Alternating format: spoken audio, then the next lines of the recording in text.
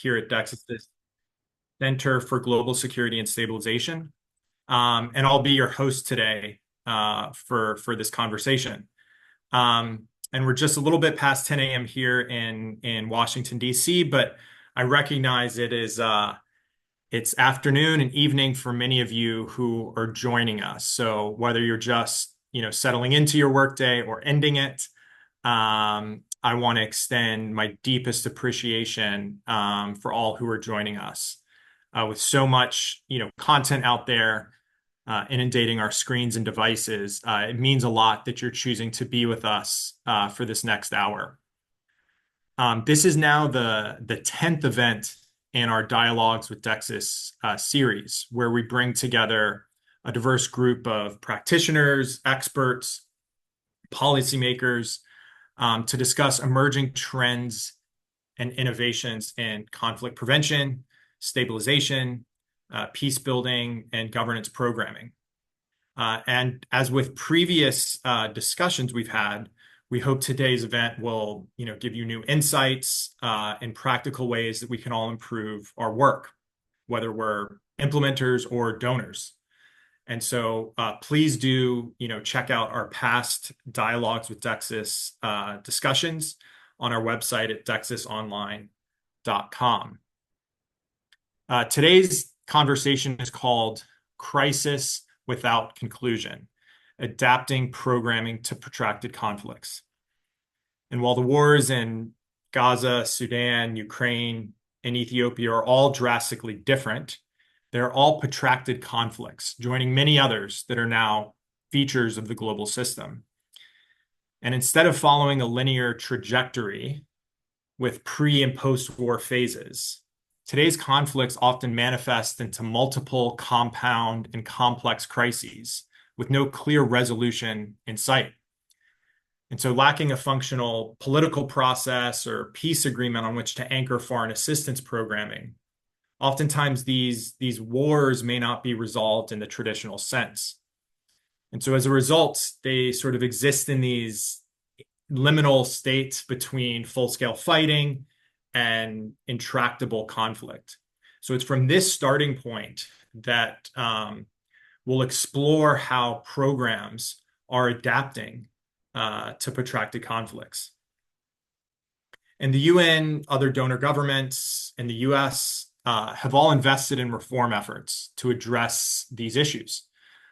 But many programs still struggle to adapt to the ongoing needs of countries in prolonged conflict, even as adaptive management, shock responsive programming are elevated as policy priorities. So today's discussion will explore how stabilization, peace building, and development practitioners have successfully adapted their approaches to these protracted conflicts. And we'll really sort of hone in on two examples in Ethiopia and Ukraine.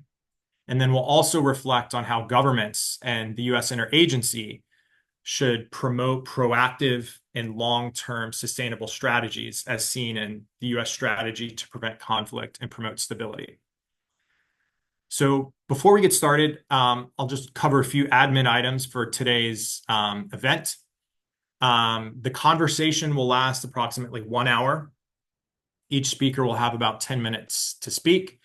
And we encourage the audience to submit your questions at any time using the Q&A function in the Zoom webinar.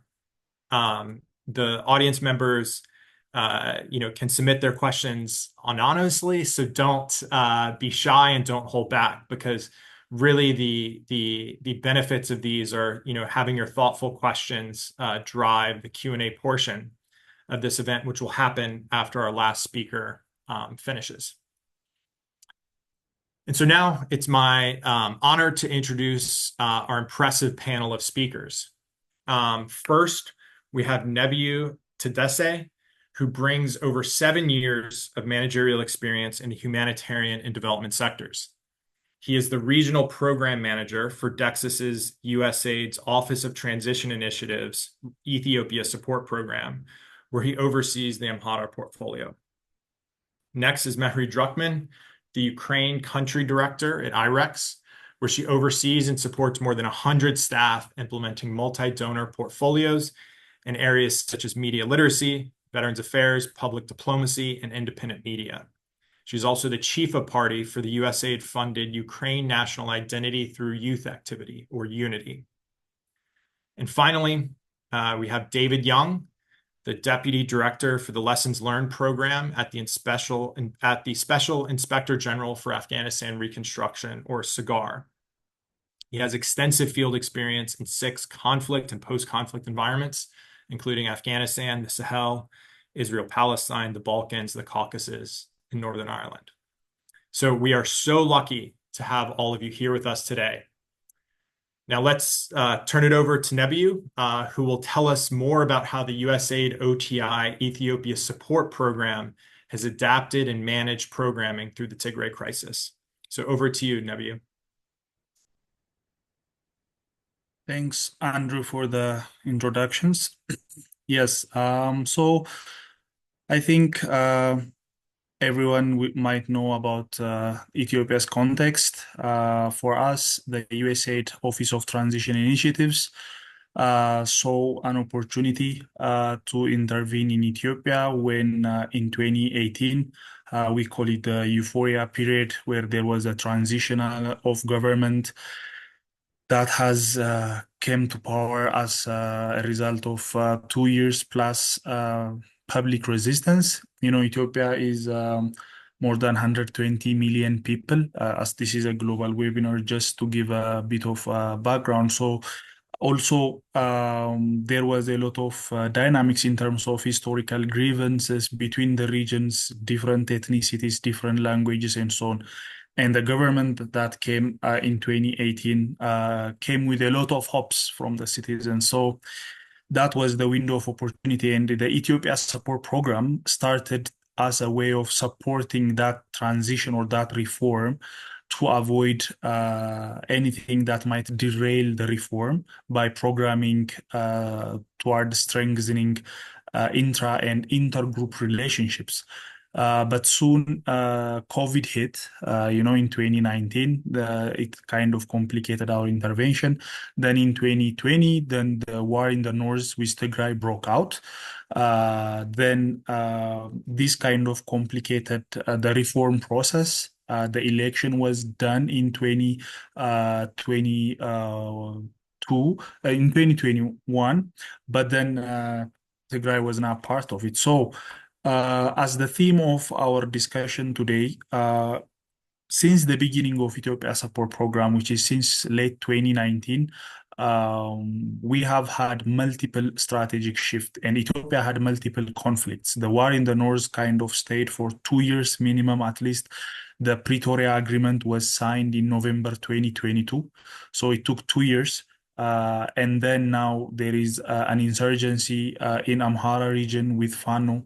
There is also a continued insurgency and conflict in Oromia region with OLA that has still continued. So the conflict, let's say, has not stopped totally to kind of let us intervene. And for me, as part of the Amhara portfolio that went through both the north, the war in the north that also affected the Amhara region significantly, as it was a key player and involved in the conflict. And now it's also being involved in the insurgency with the government. So in this kind of context where there is an evolving conflict and evolving actors, how have we managed to program? I would want to focus is first, we have been able to adapt our programmatic objectives to the context. So in the beginning, when Ethiopia Support Program began, the objectives we had was supporting the reform. But then when we saw there is still a conflict, a war that broke out, and we couldn't program in Tigray, we had to shut our Tigray office at some point because there was no programming available. We focused on Oromia and Amhara regions, but we had to still keep the intra and intergroup relations that were kind of being strained due to the war. The war had also an ethnic nature. So that has helped us a lot. We were working with local actors that were rooted in the local context. So that also gave the partners to program in those areas when there was lack of physical access, when there was lack of internet, and sometimes even there was lack of willingness from the local government side. Typically in Amhara region, there was even an administration vacuum, which means the senior administration have been killed. In the last 4 years, there has been five regional presidents. There have been a lot of shuffling and so on. So the region has not been that stable. Besides, the unique thing for Ethiopia was due to the foreign relations with the US government, our program could not directly work with government. And in any stabilization work, the government is a key actor. They are the ones that are supposed to be handling the safety and security of the citizens and not being able to work directly with the government entities. And in our case, in one of the regions, not even having a proper and stable government structure was also a problem. So we had to kind of overcome this through our partners. Again, USAID cannot partner directly with the government partners, so they cannot be our grantees. We cannot directly support them with materials or anything. But we work with our partners and we work with local customer institutions like there's women associations, youth associations that are still able to kind of function like a pseudo kind of in between the government and the larger community. So that's one of the thing. And for USAID's OTI, it's a bit unique in terms of other USAID departments. So we follow a basic kind of module that is the act, assess, and adapt model. So we work with short term programs, 3 to 6 month maximum, and there are also small grants. Average grant size we have is up to $75,000, and we pick local partners. So we act in that sense if our activity or our intervention is helpful towards our objective.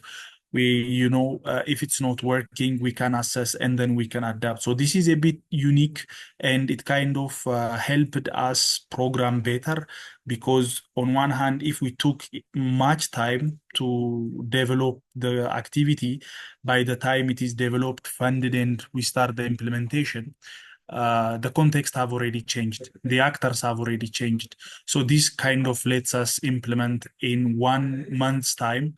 We co-create the activity design with a partner, and it can be turned into an activity, and it can be funded and it can start. That was very critical, and it has helped us be responsive. It also helped us access areas that are, let's say, not that accessible to other humanitarian actors. For example, between Amhara and Tigray, there is a contested territory called Alamata, Raya area, and that area, because it was overtaken by the Amhara administration after the conflict in the north, and now after the Pretoria Agreement just last month, it has now been taken back by the Tigrayan administration. But these dynamics kind of made it a hot water for other partners and other donors to kind of start and intervene. But we were able to go there still with our local partners and be the only ones on the ground to have some level of intervention that helped the community. We were able to provide support to a referral hospital there. We were able to renovate a school there. We were able to provide mental health and psychosocial support to victim women there. So that also kind of made us a bit adaptive, and that's sometimes necessary in these areas. Another thing is our program, Ethiopia Support Program, has a really good and competent local staff that knows the context very well. We have political analysts in the team that know the trend, that know the understanding. We also have a diverse team of humanitarians as well as those who came from the development side. This has helped us a lot, and the program design kind of follows the team. It gives the team, the local team, it gives us huge flexibility in terms of course, We are also working with the one team approach with our USAID OTI country rep and deputy country representatives. They are basically in our office 2 days in a week. That closeness also kind of gives us opportunity to ask for their input, their guidance. But ultimately, the activity design for the interventions we implement kind of is led by the local team. It's not, described and kind of fixed as in a call for proposal or something like that. So basically, we can implement a range of activities as long as we see it might be applicable. For example, some of the unique activities we are doing art for healing, for example. We are doing hiking for healing. So they are supposed to be mental health activities, but they are not the clinical or the no, the regular mental health humanitarian response activities. We can be creative, we can be dynamic, we can try with activities.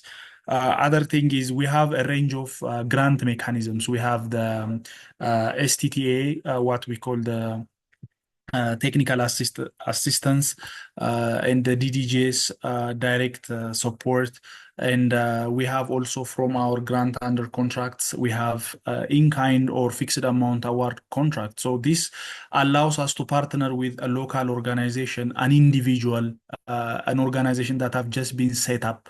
We are not waiting for an organization that have 5 years experience, 3 years audit, and so on. That usually other partners are also looking for. So this has also helped us to work with very influential but also very committed people that are in the community, that are well trusted, but that wouldn't have normally qualified for a partner in the standard grant mechanism. So that has also contributed hugely to our influence and impact.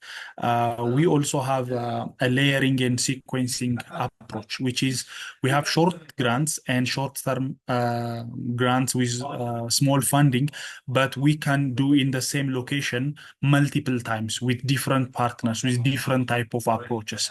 So one good story or experience I can share is in Amhara region, there is a place called Dase. It is in the Wallo zone. It has been affected by the war in the north by multiple waves when TPLF forces were in Amhara region twice. And then now it is significantly being affected by the insurgency with Fano actors as well. And this area is the most densely populated area. It is diverse, multi-ethnicity, multiple also religions. And this war has started to affect the stability of that location, which means on one hand, the local administration has been dismantled. People have lost trust, and the local administration have lost legitimacy. Even the communal structures like associations and so on, due to their involvement when the city was invaded by TPLF or Tigray forces, was kind of incarcerated. Once the government took back the city, they were in jail because the government thought they were working with, not they were just supporting the community, but the government thought they were working with the TPLF, so they kind of jailed them. So this city has lost its formal as well as informal structures. And because the conflict had ethnic nature, then the community had also lost its social fabric. And Ethiopia Support Program or ESP has implemented multiple activities, more than 10 short-term short grants with multiple partners that included strengthening the local institutions, revitalizing community associations like elders and so on, and helping them regain their legitimacy by enabling them to provide solutions to communal problems through providing them material, providing them trainings. And also, we have worked with the youth, we have worked with women leaders, and we have also even rehabilitated third spaces that were very minimal, like art cultures, youth centers, and public libraries. And now the youth have a place to go. They have a purpose to do.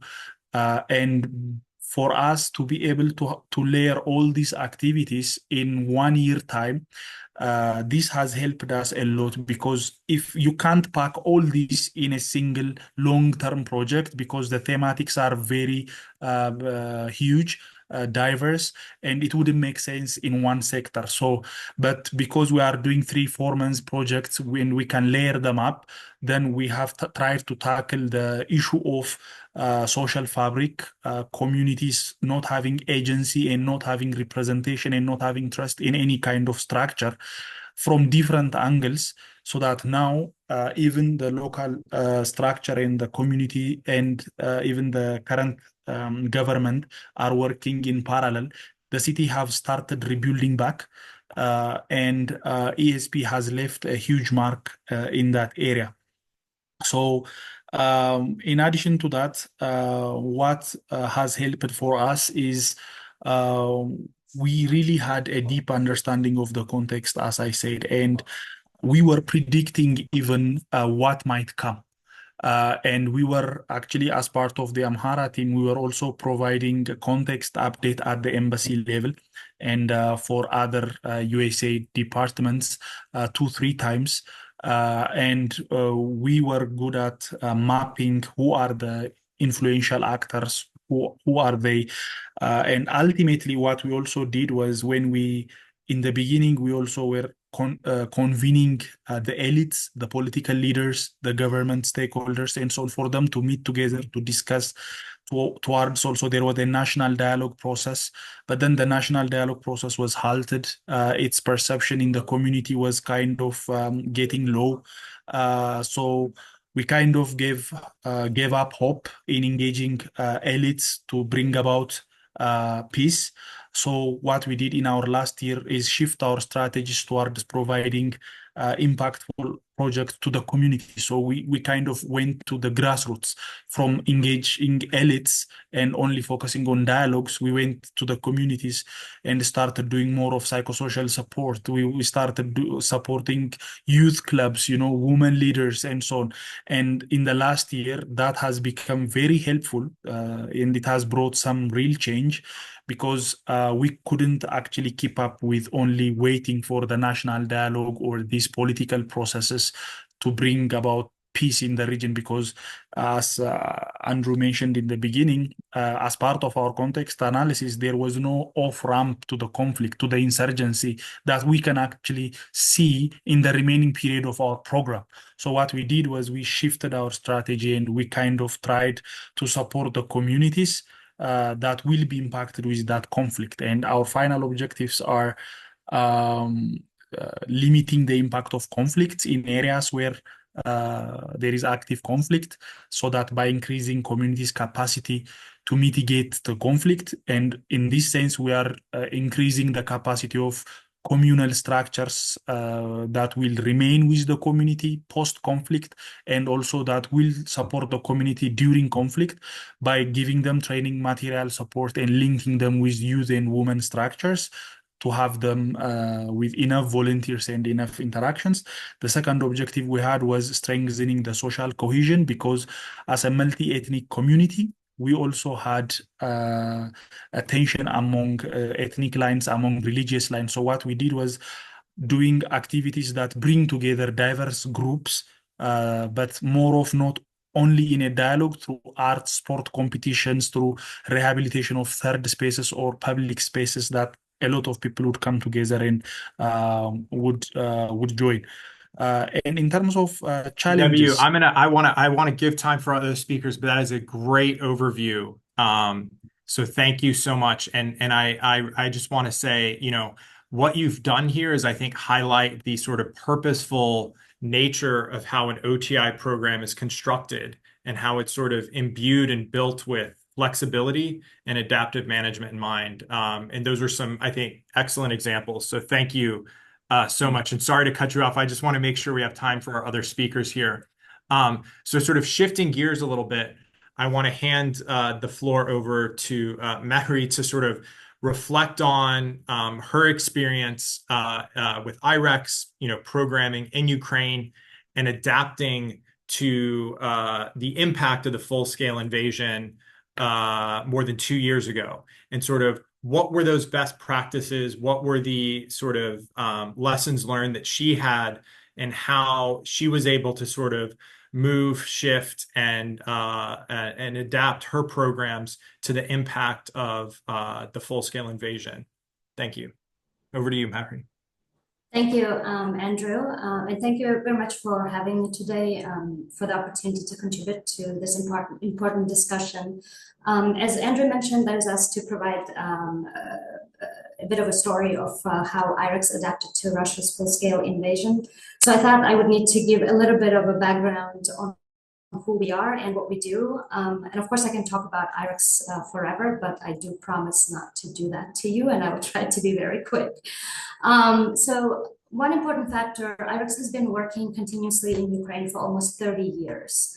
It is the largest office we have outside our DC office, so we have a very, very long history in Ukraine.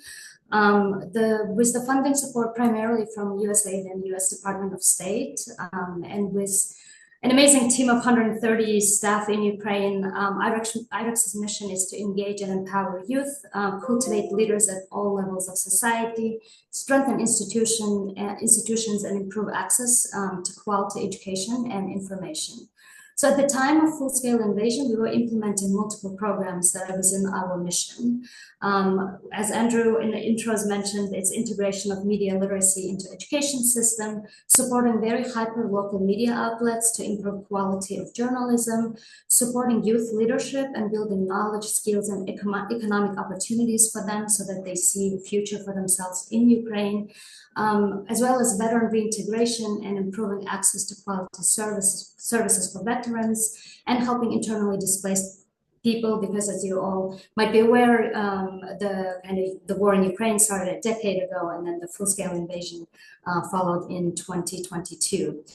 We also work with building capacity of Ukrainian NGOs and work with local and national governments in most of the regions of Ukraine. So as you can see, this is a very broad, large portfolio that we have in the country. So when the full-scale invasion happened, I guess prior to full-scale invasion, there was a lot of preparation based on different scenarios in case Russia escalated the war that they started back in 2014.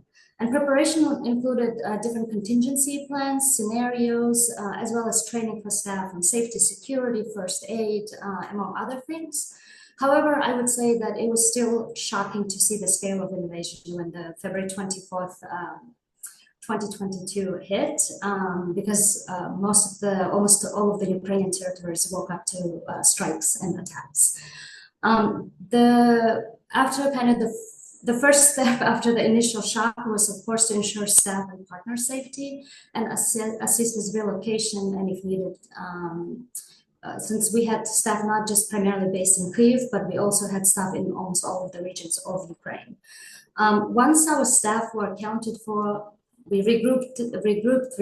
They were relocated to safe regions within Ukraine, and within several weeks, we were then able to start connecting with our trusted partners in different communities and different regions, and trying to find ways in which we could support them during these difficult times that they were facing. And almost all of our programs had to pivot to start providing emergency support. As I mentioned earlier, IREX is not a humanitarian organization. We're an international development organization. So for us, providing emergency support was something new that we had to really learn very quickly. And I think there are several key factors to why I consider that we were successful in this. The fact that IREX has been working for almost 30 years in the country means that we have a very trusted, long-standing relationship with different organizations, from smaller NGOs to libraries, to schools, to media outlets, to name a few. And what the Nebiyu mentioned about using youth, working with youth and using public libraries really resonated with me, because we relied on them in Ukraine quite a bit. Another important factor was the fact that we received a very clear and timely guidance from our funders on how we can pivot our work. And the third factor that Ukraine should be credited with is the fact that Ukrainian institutions, from private sector to banking to civil society to government to media, didn't collapse.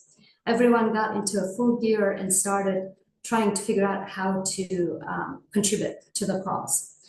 As a result, we were able to start assisting with emergency needs, such as we supported modernization of public libraries in Ukraine for almost a decade.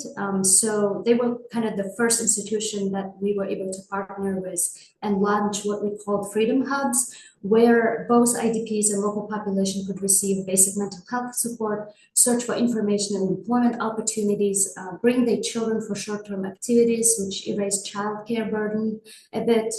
And if before the invasion, we were kind of building capacity of journalists, in the spring of 2022, we were relocating journalists to safety, providing protective equipment, emergency funding, because we can understand that advertisement market wasn't great prior to full-scale invasion, and it pretty much didn't exist after the full-scale invasion. And as majority of our programs include youth components, we mobilized youth and the local communities and local government on supporting youth-led volunteer initiatives, such as setting up transit IDP shelters at youth centers. And these transit IDP shelters were very key in some of the communities as people fled to safety. They had somewhere to go and seek support. Another youth-led initiative that we supported was called Speakdia, which is a volunteer platform that connects people in need with resources and services and as a result, due to this initiative, youth were able to provide humanitarian aid to over 700,000 Ukrainians in the earlier stages of the war. And I want to highlight that this is youth-led initiatives, and we were able to kind of uplift them, provide all the support system they needed, and they connected to humanitarian aid, which was raised from a private sector and individuals in Ukraine. So I think this was a very great example of supporting youth leadership and grassroots initiatives, even during the emergency. We also had to provide emergency equipment to the emergency services so that they could continue rescuing civilians due to constant air raids and bombings in various Ukrainian cities and regions. And we worked on actually raising some private funds to cover additional expenses that were needed at that time. So that's kind of, in a nutshell, a couple of examples of how we were able to pivot during the earlier stages of the full-scale invasion. What we do now is we continue to work on the initiatives that I described earlier. So we are now back to implementing what we were required to implement in our programs. However, we still have a focus on addressing immediate needs, but we also work on reforms and long-term goals. So there's two parallels of work in each of our programs. We have to also constantly to pivot based on the situation on the ground. For example, the current surge in lack of electricity, mental health toll on actually our teams, partners, beneficiaries, given that the year is in its third year, as well as kind of the impact of mobilization and conscription in Ukraine. And if maybe right now we're no longer setting up IDP transit centers, where we're now focusing on improving access to education in communities where schools have been either destroyed or severely damaged by setting up transitional learning centers.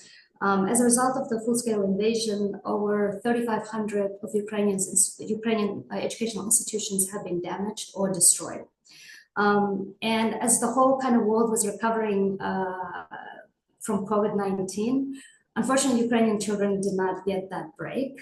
So from COVID-19, they entered, now third year of war, and the kids have not had, in some areas of Ukraine, kids have not had access to normal education since they started going to school, and they're now in either 5th or 4th grade. And the impact of this is going to have a very long-lasting impact on multiple fronts in Ukraine.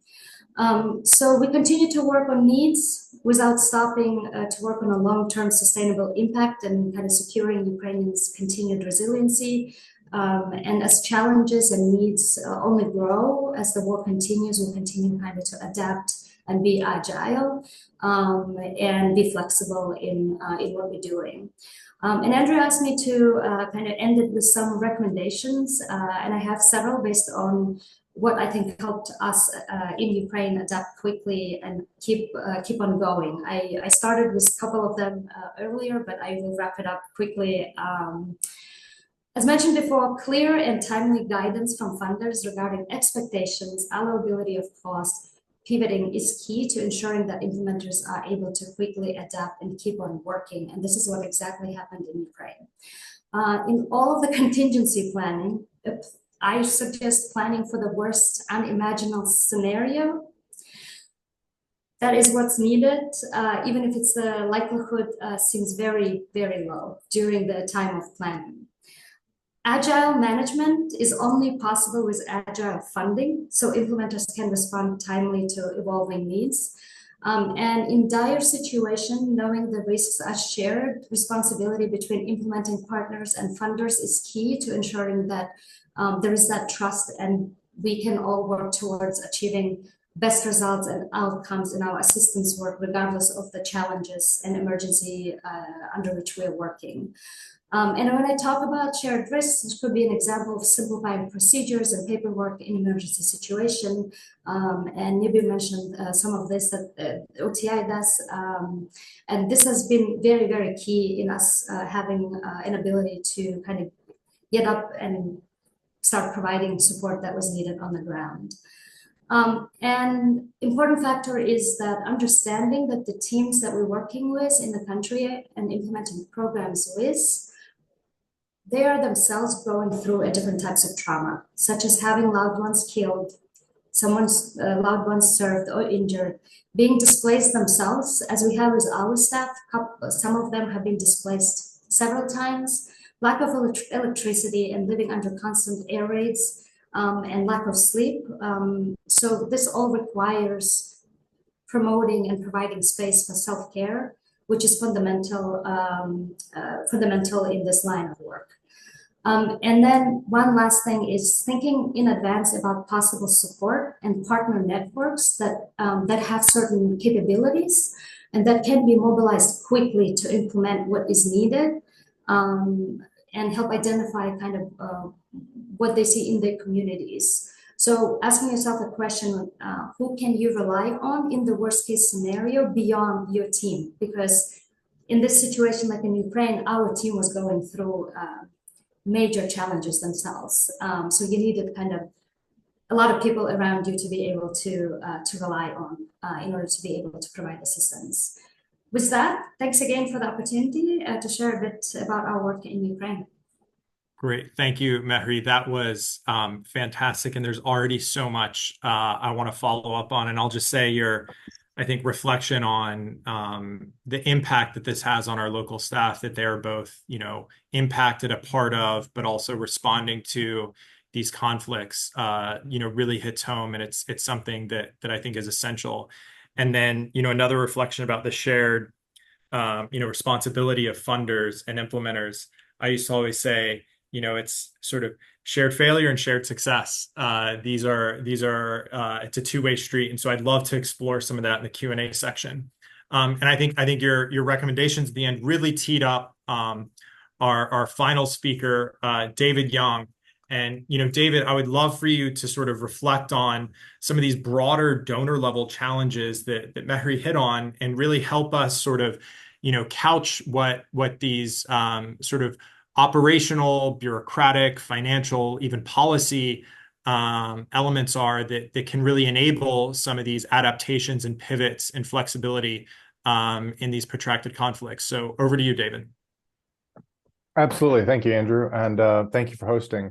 So Mehri and Nebiyu are doing some fascinating work at the programmatic level. And in SIGAR's Lessons Learned program, we certainly work at the programmatic level as well. But I find myself, as Andrew's suggesting, spending a lot of time further up the chain, where institutions and policy frequently restrict the left and right limits of programming. And so working level staff at USAID are encouraged to use adaptive management, and there's a good bit of guidance out there for how they should go about doing so. But it's often still not happening, certainly in my experience. And those roadblocks often can be traced upstream into the agency's bureaucracy. And so I spend a lot of time trying to understand those institutional constraints that prevent policy from becoming practice. So, for example, USAID is divided on some very important issues, and these divisions have a tendency to sort of gum up the works. On the one hand, USAID recognizes how important it is to get better at working in conflict. And whether we like it or not, whether we're good at it or not, conflict will play a growing role in the agency's core work in the decades to come. Poverty will be increasingly concentrated in conflict-affected environments. The number of people under the control of armed non-state actors, is steadily increasing, and conflict-based migration is getting far worse. And so among the USAID staff that I work with, the ones deep in the weeds on these issues, none are denying these trends. But institutionally, that's often not enough to steer the ship sufficiently in a new direction to steadily improve. An agency like USAID is really a lot more than the collective opinions of its staff. So no senior staffer at USAID can come into the job and start turning things upside down. USAID has come to primarily support traditional development, and that means that the agency's tools and trainings and aid modalities and regulations and procedures, they've all been built around this traditional development mentality. And so a senior official who wants to institute a new policy and shift that approach can't just write a new policy and expect significant downstream changes to automatically appear over time. So, for example, if conflict is to be the new norm for USAID rather than the outlier, mechanisms to manage those trends, like shock responsive programming and adaptive management, they're really not side skills. They're not like apps or dashboards to be trained on. They need to increasingly become the centerpiece, the core agency functions. You know, the side skills need to become the core skills.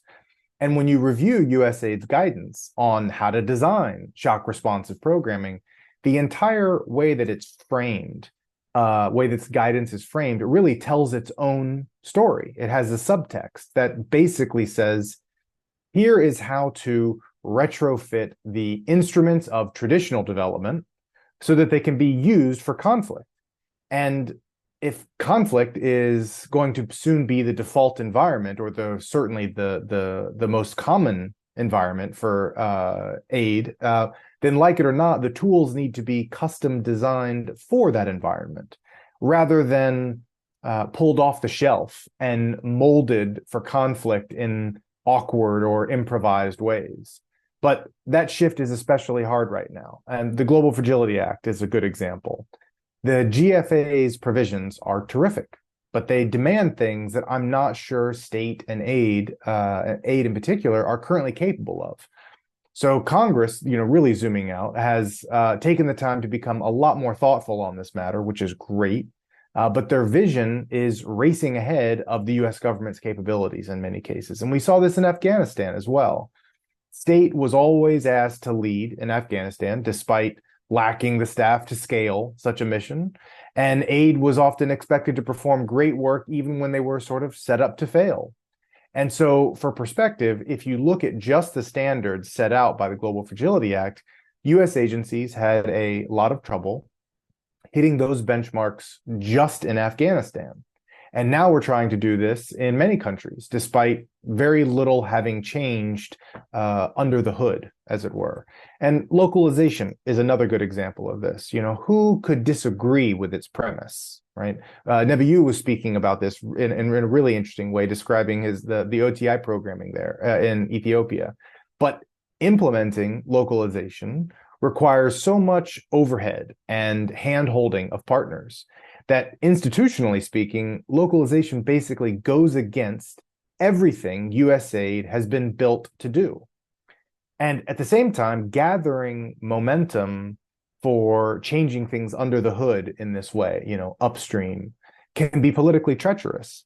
The Afghan government just collapsed, or 2 years ago collapsed. And this was after the US spent 20 years and $150 billion rebuilding Afghan institutions, not to mention the thousands of US casualties. And so it takes, as a result of that, in the wake of that, it takes real courage institutionally to come out and say that we need to invest more in that kind of endeavor, in the preparation for that kind of endeavor. So policymakers might indulge some OTI programming or humanitarian assistance to mitigate conflict, but the idea of a wholesale reorientation that I would suggest is quite necessary towards conflict programming is a very hard sell right now politically. And over the years, SIGAR, in our Lessons Learned program, we've provided dozens of briefings to senior policymakers about the importance of learning from Afghanistan for future missions, both big and small. And we've heard repeatedly that we're never doing another Afghanistan again, so there's really no need to prepare for the big ones. And frankly, that's what we said after Vietnam. And then a few decades later, we ended up doing 2 more of these missions, these large reconstruction missions, and we did 2 of them simultaneously in Iraq and Afghanistan. And so we heard those messages again and again. And then Russia invaded Ukraine 2 years ago. And since then, only USAID has spent more than $14 billion in direct budgetary support there. So politically, big picture, you'd think that Ukraine would help our policymakers form this consensus around the idea that, yes, we will be doing this again. We are doing it right now. We are rebuilding a country that is very much in need of it, to the tune of many, many billions of dollars. And this occurred only 6 months after the US withdrawal from Afghanistan. So there should be this consensus that we need to get much better at this at scale.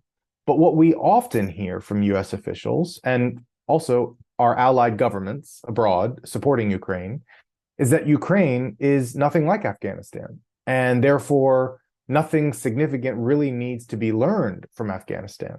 And to us, this misses the point entirely. Of course, the 2 countries are very different. But if we're using the same institutions to address the problem, and often in the same ways, then it really doesn't matter how different the countries are. We are the same. We're using the same troubled personnel mechanisms, the same short-term objectives. And in Ukraine, just as an example, with an even greater burn rate and fewer oversight personnel than we had in Afghanistan, which was already, frankly, at alarming levels. So with all of these upstream obstacles, it's really not always fair to expect mission staff or partners to be able to implement successful programs in conflict-affected environments further downstream. So I'll pause there and look forward to the discussion. Great. Thank you so much, David. I think that really sort of hit on a number of key themes, which I'd love to explore here. And there's always sort of this tension between the time that we devote to these and sort of the issues that we surface. And I think any one of those themes could be an entire dialogues of Dexis unto itself. But I'd love to sort of pick up on a theme that sort of ran across all of the speakers here. And it's something that I think, Nebiyu, you talked about very compellingly when sort of describing the OTI model. And it's really sort of at the heart of, I think, potentially something that's already there. And this is the role of sort of donor governments, right? And in the one hand, this can play out in the field. So this can be, the OTI country rep and deputy country reps. It can be the USAID missions. It can be flowing down from the country team, from the US ambassador. But I'd love it if you could sort of walk through the sort of specific qualities or the level of effort required for true sort of donor partner coordination. Because in the one hand, you could sort of have the best sort of policies, the best programmatic flexibility, the best sort of procurement. But if the conflict is changing, then the program is changing. And these aren't sort of set it and forget it off the shelf development approaches, which I think, we've sort of reflected on. So I don't know if you want to reflect on the specific qualities that make that donor embeddedness, that donor partnership successful, that sort of gives you that ability to adapt and pivot. And maybe, I don't know if you start, Nebiyu, and then Mehri, I'd love for you to reflect on how this sort of played out in Ukraine, because I think it's another great example that we can potentially use as sort of a learning and starting point. So over to you, Nebiyu. Thanks, Andrew. So, yes, you are right. So, I think I've also, as I have mentioned, I think as you have mentioned in the introductions, I've worked with other USAID donors as well. I've worked in the humanitarian and uh, development sector. So, I've worked with multiple other departments as well. So, when I said the OTI way of working was key for our success is relative, in such a very conflict troubled context. If we measure success by, let's say, our efforts towards stopping the conflict at all or something like that, it's not going to be an easy target or a realistic target, let's say. That's not within our manageable interest, right? But when I say, for example, usually you will not have access to donors very easily. You will either have review meetings or you can only chat through text, and having them in person in an office, getting to have their comments on concept note or something like that is going to make very idea development, interventions, and everything very smooth and clear. So that has really helped. The other is the flexibility of the range of what we can program in, right? You have all that flexibility. You can try a lot of things. You can learn from what you have tried. This is not common in other areas. For example, most of the donors usually come with a call for proposal where you have to, like submit a certain type of intervention in a certain location, which is usually known if it's a humanitarian thing. And if it's development, it's usually less room for flexibility or creativity. That has really helped. And the mechanisms themselves, as I said, to partner with us for Dexis as the implementing contractor, and for us to partner with a local organization, we have a lot of mechanisms. So if we think the partner has less administrative capacity, but still the right partner in terms of having the local influence, the right commitment, and so on, we can still partner with them with an in-kind modality. You wouldn't find that in other types of mechanisms. So you still have to work with a partner that may not be as committed or something like that. And the only thing you can measure up is the strength of their proposal or something like that. So the mechanisms themselves in an OTI program where we think we can hire an STTA for a partner to build their capacities, to mentor them, to sit with them, and so on, or we can provide them material support directly. That's really helpful, because all our success actually came out of we were just doing a survey last week. No, a review workshop, learning workshop last week. And when we were all thinking about what did we leave behind when this program is ending, and the whole team, the consensus was like, we have left behind ESP staff and the partners that have worked with us, because peace building for Ethiopia is a new sector. It just started 3 years ago. And all the partners that have started implementing in this sector, the ones that worked with us in the ESP program, have learned a lot because they could try a lot. They could learn a lot, and they have direct support from us and from STT. So these partners could also be leveraged by other donors, other actors that will continue to work in this area. So that, I think, is what made it more impactful. That's great. Thank you. Thank you, Nebiyu. And then Mehri, do you want to reflect on, how, in the immediate aftermath of the full-scale invasion, how, you had that receptivity with USAID and state and your sort of donor partners to adapt and shift to the impacts of the conflict? I think having a common kind of theory of change during even kind of emergency situation is something helpful. And so when we heard from a mission, resilience is what we're working on altogether. You have a clear understanding then how to pivot.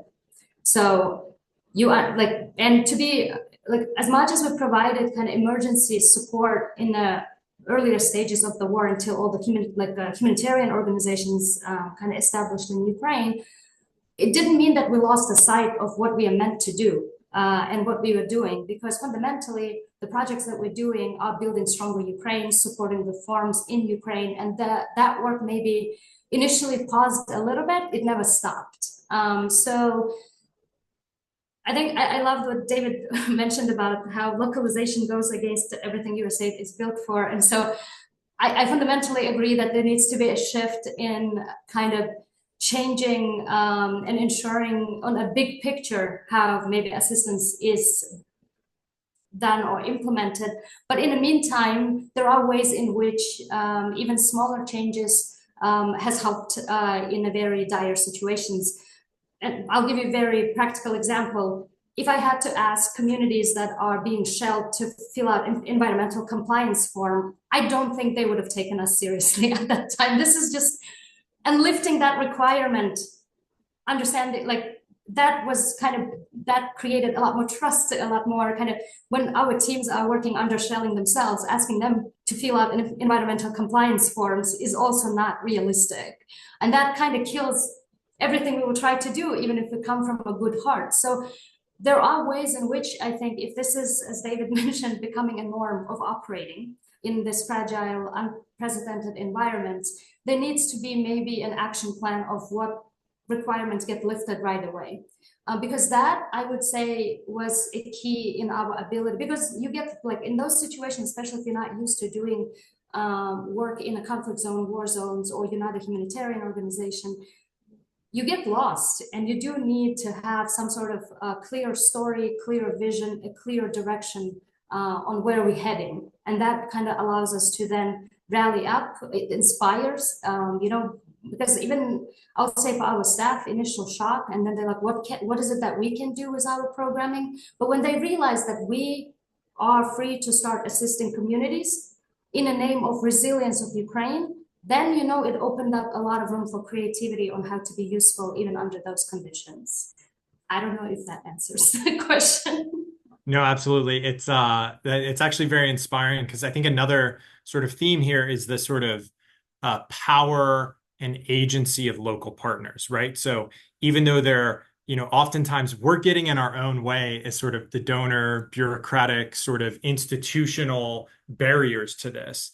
But I think, you know, a theme that ran across, you know, Nebiyu and Mehri, your sort of comments, is that these sort of impressive grassroots, locally driven, just change agents, and harnessing that, whether it's sort of a quick purpose-built OTI program that's coming into a new sort of era in Ethiopia's transition and conflict, or you, Mehri, reflecting on this sort of network of trust, of networks and partners that you've had for 30 years as IREX. While those are sort of two very different structures, you both have this, I don't know, quite similar almost approaches, which I think shows to me that even within these, you know, barriers or restrictions that we have as sort of donor implementation structures, there's still a great degree of flexibility.